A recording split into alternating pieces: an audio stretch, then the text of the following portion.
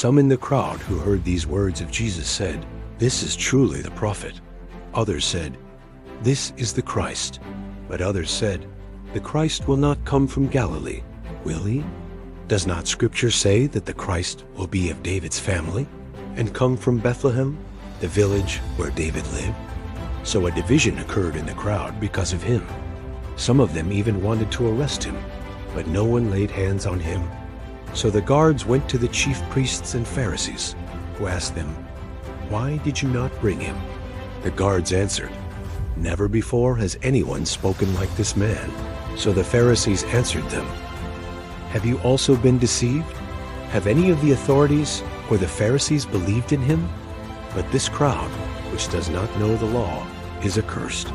Nicodemus, one of their members who had come to him earlier, said to them, "Does our law condemn a man before it first hears him and finds out what he is doing?" They answered and said to him, "You are not from Galilee also, are you? Look and see that no prophet arises from Galilee." Then each went to his own house.